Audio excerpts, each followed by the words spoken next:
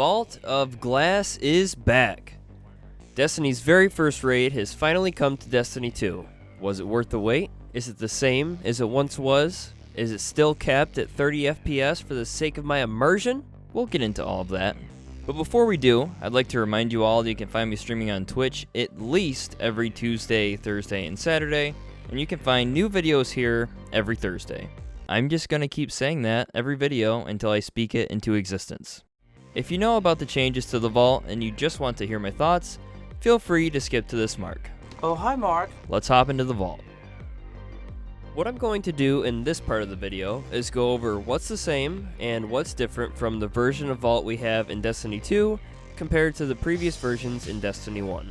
Just a quick note that this only covers the normal version of Destiny 2's Vault of Glass. The only thing we know about the Master version is that it will exist on July 6th. We'll start with the opening of the Vault. It's the same. It is the same. Minus some occasional Cyclops spawning, it's the same. The biggest difference is in the arena itself more than the actual encounter. Since Venus isn't a location in Destiny 2, the vault is in its own play space, which means that you have some room to explore before you enter the vault, but you can't just traverse Venus in its entirety like you used to be able to. Which is kind of a bummer, but if it's the trade-off of having vault back in the game, I'll take it. Okay, now we're in the vault and at the confluxes. This works the same as it did in D1, except now you'll have wyverns that try to sacrifice themselves on the confluxes, as well as the occasional overload minotaur. All you have to do here is keep the confluxes clean like you did in D1, and you'll be on to the next encounter. Oracles is where you start to see some bigger changes take place. The original Oracle encounter was 7 waves of Oracles. When Vault was brought back for the Age of Triumph, it was shortened to 5 waves. And now, it's also 5 waves. However, now you can't just go full jabroni and blast away at the Oracles. I started blasting. Bang! Bang! Well, I don't see so good, so I missed. The Oracles have to be destroyed in the order that they appear. They'll appear 2 separate times before you can take them out. If they are shot in the wrong order, you will be marked for negation, and you'll have to go to the plate in the middle of the arena for a cleanse. Adds will be spawning while the Oracles are appearing, so it's a little more hectic than it was in D1. Get through the 5 waves cleanly, and you'll be on the way to the Templar. So what's different about the Templar? The 3 biggest differences are centered around the Oracles, Detain Bubbles, and the Templar's health, or lack thereof. The Oracles work the same way as they did in the previous encounter. They'll call out twice, and you'll have to destroy them in the order that they appear. The Detain Bubble makes a triumphant return, except this time, only 1 person will be detained, it's pretty nice.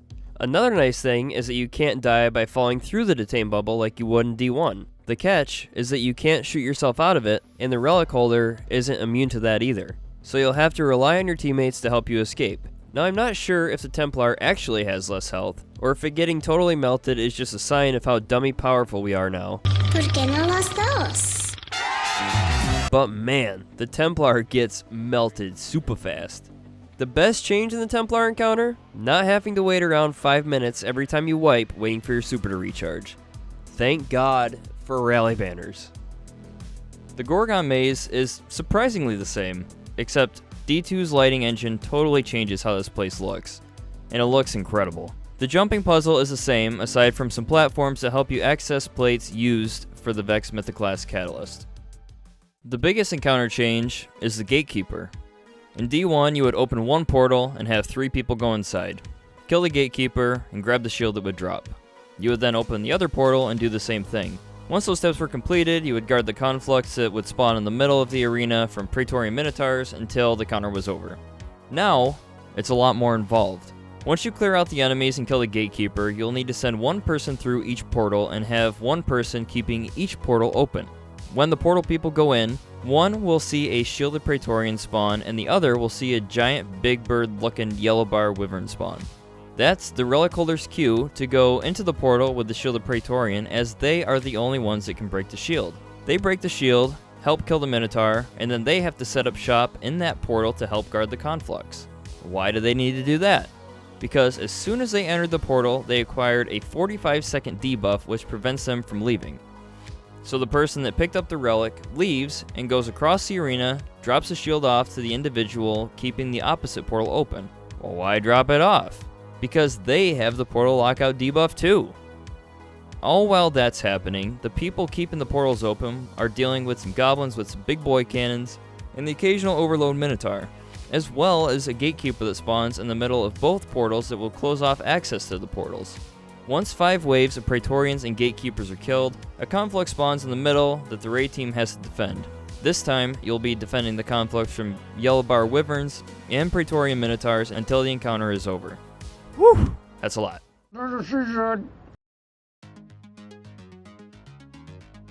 Okay, so what about Atheon? The biggest difference here is how the oracles work.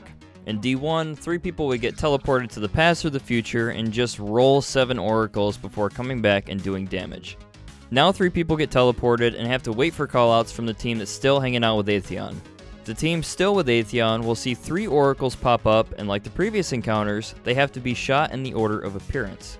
The team with Atheon gives the oracle order to the team in the portal, and the portal squad has to shoot them in that order. They will have to do this 3 times before they can reunite with their buds on the other side of that portal. This is an example of that process in action. Your portal, close right, far. Close right. Working on the first one. Got it. Second one. Got it. The best part of this edition? The division of people that use relative callouts instead of numbers for the oracles. I don't know if I've seen the Destiny community this split on anything in a really long time. Once you're doing damage, the Detain bubble makes another appearance. This time in a similar form to the Cursed Thrall debuff that would happen during the Golgoroth encounter. What does that mean? It means that if the individual gets the debuff and they're not paying attention, it affects everyone. You'll see a debuff that says Imminent Detainment, or, as my buddy Melkor calls it, I'm dilating over here. We're detained. On the right. I read it wrong. Fucking Shoot him, shoot him. with a 5-second countdown. They have to get away from the group so everyone doesn't get detained, and they have to hope and pray that the squad can stop focusing on doing damage for 3 seconds to shoot them out of the detainment bubble. Another big difference is the relic. I'm not really sure what the goal of the relic is here. In D1, the relic holder would stand in front of the fire team to shield them from Atheon's blast, but now, it's just kind of there. If you leave it on the ground long enough, it'll disappear and cause a wipe, but my team just juggled it to maximize damage on day 1. The relic definitely doesn't feel as significant in this encounter as it did in D1. I was pretty vocal with my group about my hopes and my worries about Vault going into day 1. At least in the 390 Age of Triumph version, the toughest part about Vault in D1 was survivability. If someone died early in confluxes or oracles, it was such a burden for the team to pull through short-handed. It wasn't so much that the boss fights were super difficult. And there he goes. Nope, there he goes. It was just tough to survive. What's not a problem in Destiny 2? Survivability. We've got rifts, we've got wells, we've got bubbles, we've got barricades, we've got invisibility on demand. That's not even mentioning the silliness of Warmind cells or protective light. In D2, you are your biggest threat to surviving. With day 1, that was still the case, but that old D1 challenge was still there, which is what I've really missed. Even with everything I previously mentioned, it wasn't a total stomp, which I was thankful for. I'll be honest, I do not have the rose-tinted glasses when it comes to Vault like most do. My first raid experiences were soloing Crota, and somehow lasting all the way through an LFG King's Fall with my grandparents' garbage internet. My first trip into the Vault was when you had to go in there to get No Time to Explain. The first time. Up until the last couple of raid marathons, I haven't really enjoyed Vault. So that, in combination with my initial worries, had the bar set really low for my day 1 expectations. And I have to say that day 1 Vault was the most fun I've had on day 1 in a long time. The challenge was there, and it wasn't rubber banding boss health challenge either. It wasn't a total stomp. The changes Bungie made? Terrific. The Gatekeeper encounter and the changes to Atheon totally changed the way the raid works, and I'm glad that they went the direction they did. Not to mention how incredible this raid looks with D2's lighting, especially the Gorgon Maze and Atheon's throne room. and in typical Bungie fashion, they add little things like this, just for the sake of immersion. This is again. I love the fender effects in here. Yeah, that's pretty cool. My only real gripe is the changes to the relic. I think that maybe the idea behind changing the relic was to keep one person from doing everything in the raid. Bungie has said in the past with both their words and design changes that they don't want one person putting the raid team on their back anymore. The relic is still important, and it still matters, but it doesn't matter so much that people are going to be collapsing under the pressure of holding the relic anymore. It's probably the only change that I'm not totally on board with, but even with that said, I couldn't have asked for a better day one experience for a raid that's 7 years old. Great job, Bungie. Thank God Master Mode is on the way, because everything dies really fast without the contest modifier on. Which is honestly par for the course for D2 raids at this point, and is the main reason why I'm looking forward to hard mode returning. With Vault being the free-to-play raid and the first of the D1 raids to come back, it's very much possible that the other raids will eventually return. I was kind of skeptical of this process if it was just going to be Control-C, Control-V from D1 to D2, but now, we've seen that Bungie isn't afraid to tweak some mechanics in these older raids, and I'm a lot more optimistic. I'd love to see the Tomb Ship puzzle and 60 FPS with D2's lighting, and I'd love to see the Siege engine run at more than 15 FPS. I think that there's a lot of potential with bringing these old raids up. Just look at how much Bungie has learned since Vault. We've had complex encounters like Valkaur, we've had Riven, and although I wish it was a little more challenging, the idea and the adventure of Deepstone Crypt is incredible. And plus, if we're not going to get 2 or 3 raids a year like we did with Forsaken, I'll take this new scenario of a new raid and a refreshed classic. Nothing beats a day one experience with the buds, and the more of those we get, the better. Thank you all so much for watching.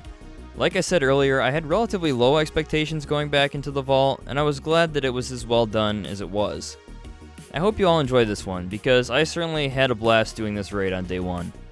If you would like to see more raid action, I stream over on Twitch every Tuesday, Thursday, and Saturday, and believe me, there's plenty of shenanigans happening over there. Yeah, okay, so I'll put on Anarchy, and I'll put on 2 breach loading grenade launchers, and then I'll go punch the oracles. What the fuck? Much love, everyone. Stay safe out there, and I'll catch you in the next one. Peace out, everybody.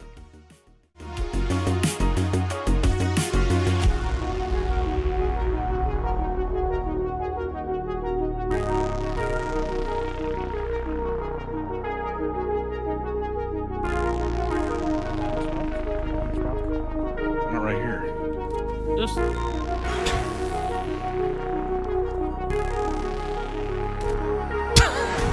Fucking wrecked, Vic. How did that happen? Not even sorry. Yeah.